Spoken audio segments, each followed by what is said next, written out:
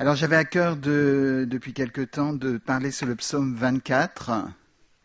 Psaume 24. Et il y a plusieurs choses qui ont été dites ce matin déjà dans ce sens-là.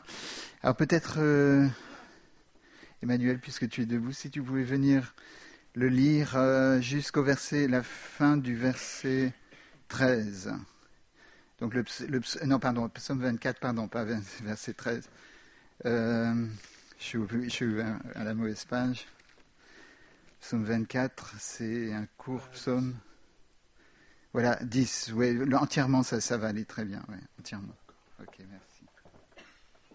À l'Éternel, psaume de David. À l'Éternel, la terre et ce qu'elle renferme, le monde et ceux qui l'habitent. Car il a fondé sur les mers et affermi sur les fleuves. Qui pourra monter à la montagne de l'Éternel? Qui s'élèvera jusqu'à son lieu saint? Celui qui a les mains innocentes et le cœur pur. Celui qui ne livre pas son âme au mensonge et qui ne jure pas pour tromper. Il obtiendra la bénédiction de l'Éternel, la miséricorde du Dieu de son salut. Voilà le partage de la génération qui l'invoque, de ceux qui cherchent ta face, de Jacob. Porte, élevez vos linteaux, élevez-vous, porte éternelle, que le roi de gloire fasse son entrée. Qui est ce roi de gloire? L'Éternel fort et puissant, l'Éternel puissant dans les combats. Porte, élevez vos linteaux, élevez-les, porte éternelle, que le roi de gloire fasse son entrée. Qui donc est ce roi de gloire? L'Éternel des armées, voilà le roi de gloire. Voilà, donc là, c'est clair que le roi de gloire, c'est Jésus, n'est-ce pas? Qui veut venir, qui veut rentrer dans nos vies, qui veut contrôler nos vies, qui veut nous faire vivre en lui. Mais ce chapitre commence en disant « Qui montera à la montagne de l'Éternel ?» Il y a le psaume 15 aussi qui dit presque la même chose. Et c'est une question qui est très importante. C'est confirmé mardi soir avec le thème de l'étude biblique que c'était le thème pour ce matin que je vais donner. J'avais à cœur depuis quelque temps. Qui montera à la montagne de l'Éternel? Qui va s'approcher de Dieu? On pense souvent qu'on peut s'approcher de Dieu comme ça, tout seul. On peut juste, voilà, Seigneur, je viens devant toi. Tu es content de me voir. Mais ce n'est pas le cas. Ce n'est pas comme ça que ça se passe. On ne peut pas s'approcher de Dieu. On ne peut pas être en communion avec Dieu sans que les mains soient pures, sans que le cœur soit purifié. C'est ça qui nous est dit. Qui s'élèvera jusqu'à son lieu saint? Celui qui a les mains innocentes et le cœur pur, celui qui ne livre pas son âme au mensonge et qui ne jure pas pour tromper. Et j'aimerais prendre l'illustration de deux personnes, donc Moïse et le prophète Élie, dans l'Ancien Testament, qui ont eu ce privilège particulier, comme vous savez, sur la montagne, de pouvoir s'approcher de Dieu.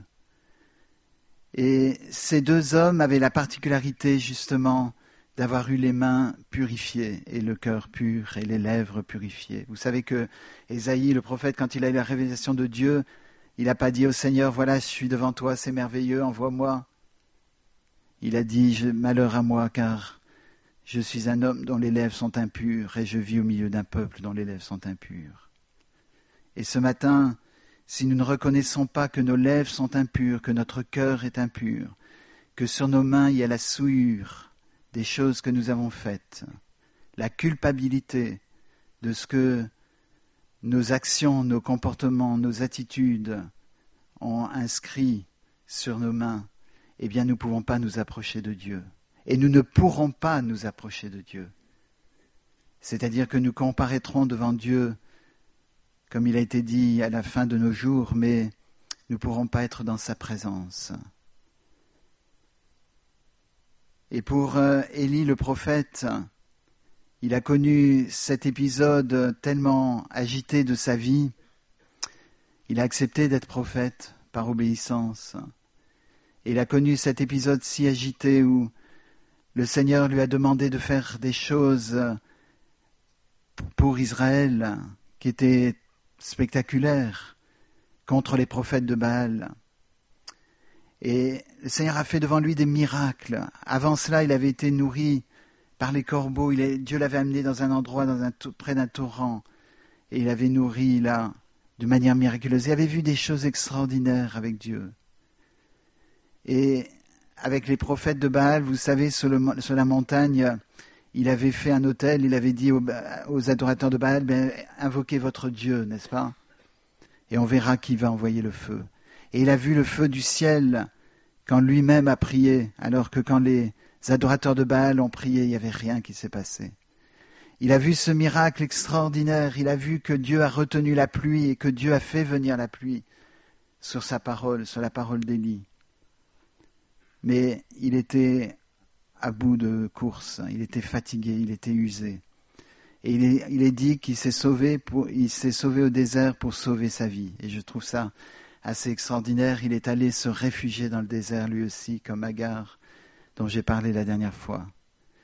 Il est allé dans le désert pour sauver sa vie, parce que Jézabel voulait le tuer.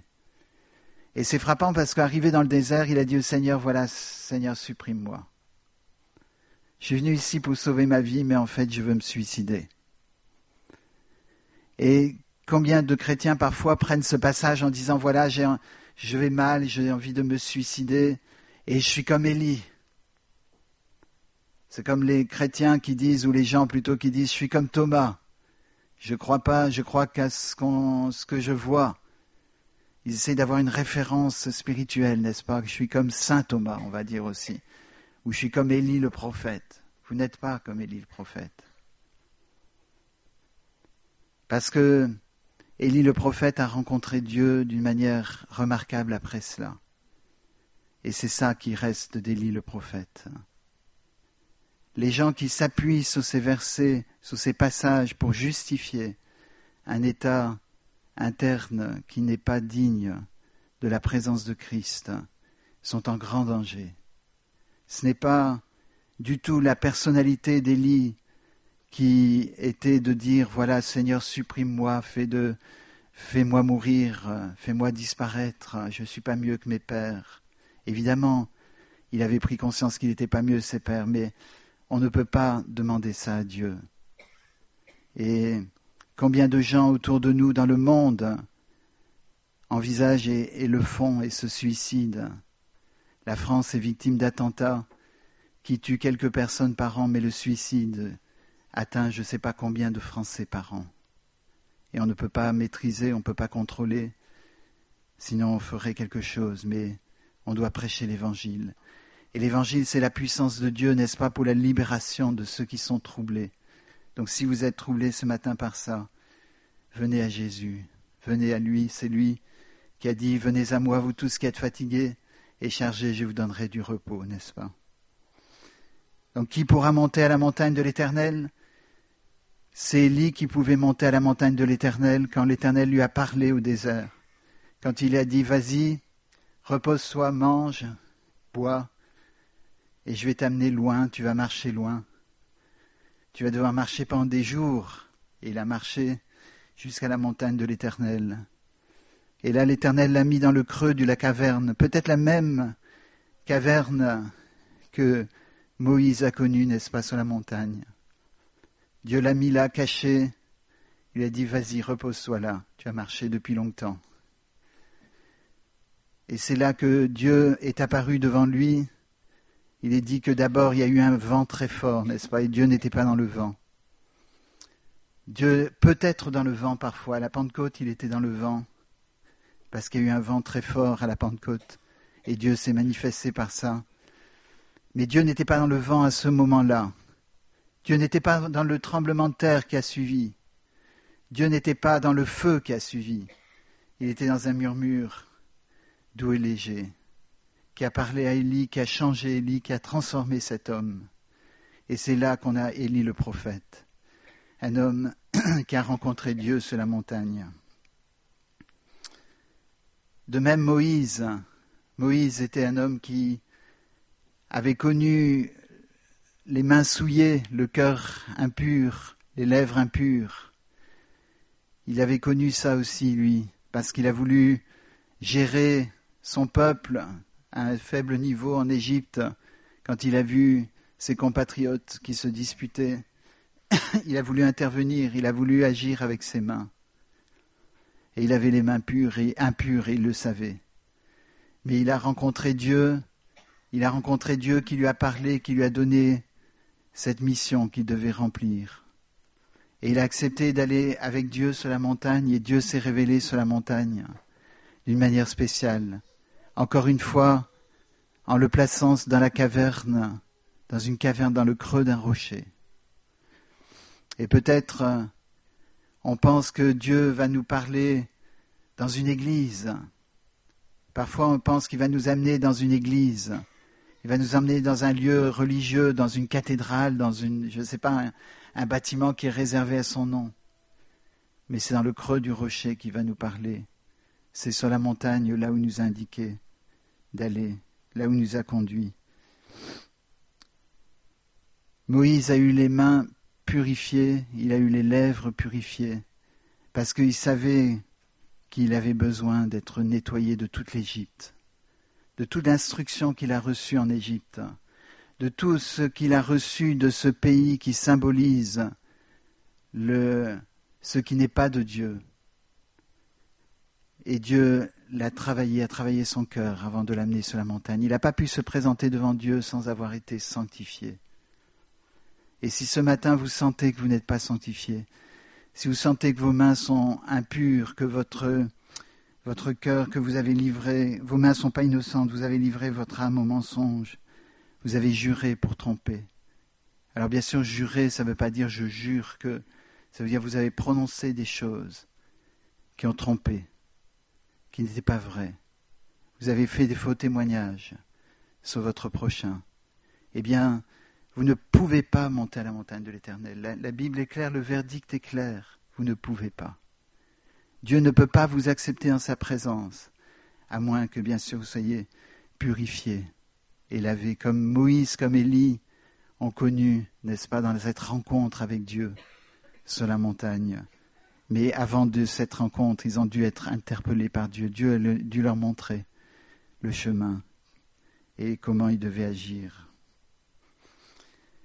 Le Seigneur veut le faire ce matin d'une manière claire dans nos vies aussi. Il veut nous faire monter dans sa présence parce que c'est véritablement ce qu'il désire dans son cœur, c'est de pouvoir être en communion. Vous connaissez l'épître de Jean, la première épître de Jean, vous connaissez l'enseignement de Jean dans son évangile.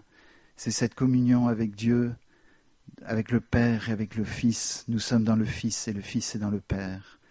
Et cette communion, c'est ça le but ultime de Dieu. C'est ça que Dieu veut pour nous. C'est pas autre chose. Mais comme il a été dit ce matin, c'est à nous de choisir. Qu'est-ce qu'on veut? Est-ce qu'on veut être sur la montagne avec le Seigneur ou est-ce qu'on veut être avec le peuple qui fait un veau d'or? Est-ce qu'on veut être avec Élie dans le creux de la caverne sur la montagne ou est-ce qu'on veut être avec Jézabel qui a des plats, des choses extraordinaires à présenter, des repas? Les prêtres de Baal mangeaient à sa table tous les jours, par centaines. Elle avait des repas abondants, de la viande, du vin, etc. Est-ce que vous choisissez cela? Ou est-ce que vous voulez être sur la montagne avec Dieu, dans une caverne, un endroit où il n'y a rien, où Dieu peut vous parler? Ces choses sont sérieuses et sont une révélation, je crois, pour nous aujourd'hui, parce que, vous savez, sur la montagne de transfiguration, quand Jésus était présenté devant quelques-uns de ses disciples, eh bien, il s'est apparu à côté de lui Élie et Moïse, qui sont venus juste un de chaque côté de lui. Et ça, je trouve ça très beau parce que c'était deux hommes qui avaient rencontré le Seigneur déjà dans l'Ancien Testament. Ils avaient rencontré Jésus. Il nous est dit dans Hébreux chapitre 11 que Moïse a méprisé les plaisirs, les richesses de l'Égypte parce qu'il avait les yeux fixés sur la rémunération. Et la rémunération, c'est Christ. Il avait l'objectif, c'était Christ, c'était d'être pur. C'était d'avoir les mains purifiées, c'était d'avoir le cœur pur. D'avoir les lèvres purifiées, comme Ésaïe l'a demandé aussi. Et ce matin, est-ce que c'est notre prière? Est-ce que c'est notre désir? Est-ce que ce matin, réellement, dans nos cœurs, nous désirons, Seigneur, moi je veux être sur la montagne avec toi? Alors le Seigneur entend cette prière. Ou bien est-ce que vous êtes en train de dire, Seigneur, fais-moi mourir, supprime-moi, je suis pas mieux que mes pères. S'il était arrêté là, il n'aurait pas eu cette révélation, cette rencontre personnelle. Ou Moïse, si Moïse avait dit, non Seigneur, moi je suis bien en Égypte, j'ai toujours grandi là, je suis très bien, je ne veux pas aller plus loin, eh bien il n'aurait pas eu cette rencontre avec Dieu extraordinaire. Où est-ce que vous en êtes ce matin? Où est-ce que j'en suis ce matin? Quel est notre cœur? Quel est notre désir? Quel est notre choix ce matin? Est-ce qu'on va choisir la facilité ou est-ce qu'on va choisir de suivre Christ? Est-ce que cette rencontre dans la caverne, c'était avec Christ lui-même? Bien sûr, vous allez dire c'est anachronique, Jésus est venu bien plus tard, mais Jésus se révélait dans l'Ancien Testament. Donc j'aimerais qu'on réfléchisse à ces paroles sont saintes, il s'agit de la parole de Dieu, il ne s'agit pas de juste une idée, une option, il s'agit de la parole de Dieu. Et la parole de Dieu est claire. S'il y a sur nous des mains qui sont souillées, des actes que nous avons faits, quelquefois on peut dire, mais moi je n'ai pas dit de mal d'un frère ou d'une sœur, mais on a fait avec nos mains des choses, on a peut-être pris le téléphone pour avoir des informations sur ce frère ou cette sœur. Et ça souille les mains. Les mains sont souillées même si les lèvres ont été gardées. Quelquefois les mains sont innocentes, mais les lèvres sont souillées. Et que le Seigneur nous pardonne, que le Seigneur nous aide à pouvoir grandir avec lui. Et quand on a le dimanche matin un peuple qui se rassemble, qui a rencontré Dieu sur la montagne toute la semaine, c'est là où l'Esprit de Dieu peut agir le dimanche matin. Mais si on est en venant avec des mains sales et un cœur impur et des lèvres souillées par ce qui a été dit, c'est là où la difficulté s'installe. Mais Jésus est là pour se révéler pour nous ce matin et il suffit juste d'accepter dans vos cœurs. Alors on va prier et si dans vos cœurs vous voulez prendre cette décision, Seigneur, ce matin, pour la première fois peut-être, je veux accepter de venir à la montagne, à la caverne, là où tu vas me cacher dans le creux du rocher et où tu vas te révéler à moi. Eh bien, faites-le ce matin dans vos cœurs, à l'intérieur, dans le silence de vos cœurs. C'est pas forcément en l'exprimant.